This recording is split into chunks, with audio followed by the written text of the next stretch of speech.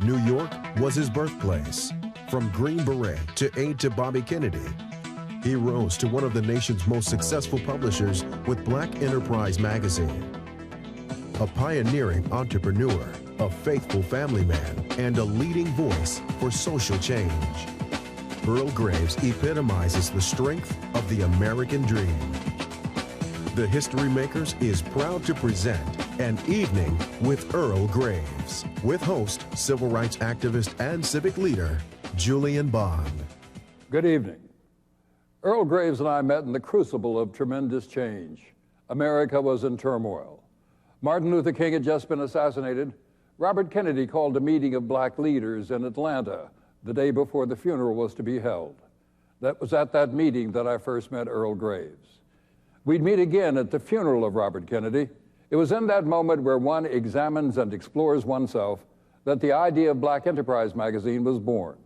So it was in 1969, 1 year after Kennedy's death, that he'd asked Charles Evers, Shirley Chisholm, John Lewis, Andrew Brimmer, William Hudgens, Henry Parks Jr., and Edward Brooke, and me to serve on his advisory board and to help open the doors to corporate America.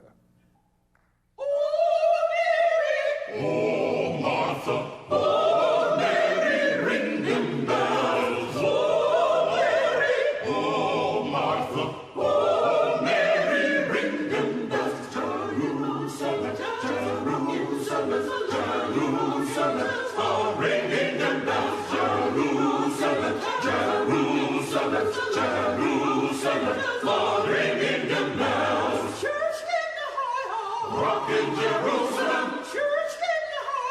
Ringing them bells, church in the high, rocking Jerusalem,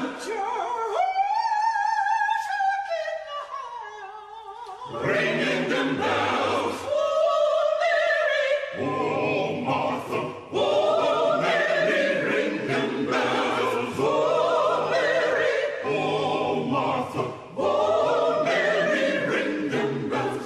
Jerusalem, Jerusalem, Jerusalem, oh, ringing them bells. Jerusalem, Jerusalem, Jerusalem, oh, ringing them bells. Rocking Jerusalem, ringing them bells. Rocking Jerusalem.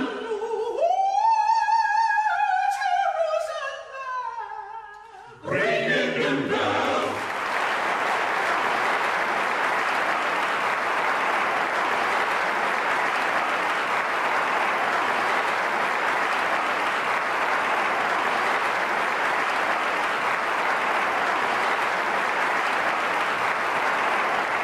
Tonight, audience, you and I are going to go together down memory lane. Is that right?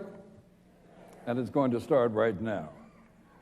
Earl, we've known each other, it's hard to believe, for 38 years. You were Bobby Kennedy's right hand on his staff. I was in the Georgia State Senate. We met at Martin Luther King's funeral. A meeting was called to Black leadership the day before the funeral. What are your memories of the time and the place when that occurred?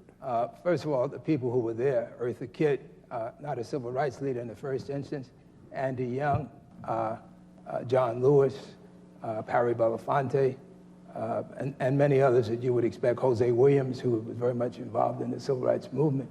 And we were kind of at a loss what we were going to do. Martin wasn't here.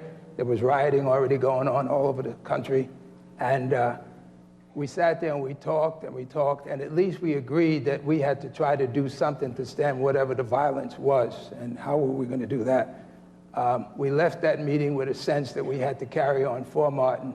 He would have wanted it that way. I think that both Julian and John Lewis spoke to that in a very eloquent way that night.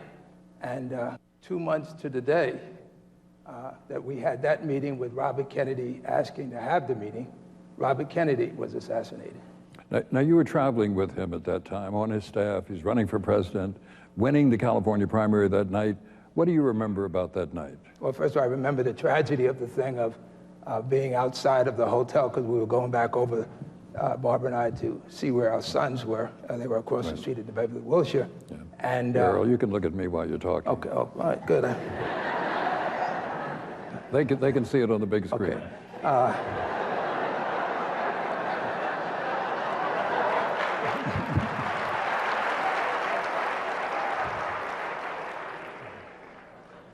I've been trying hard for 40 years to get along with you. You don't make it easy. In any event,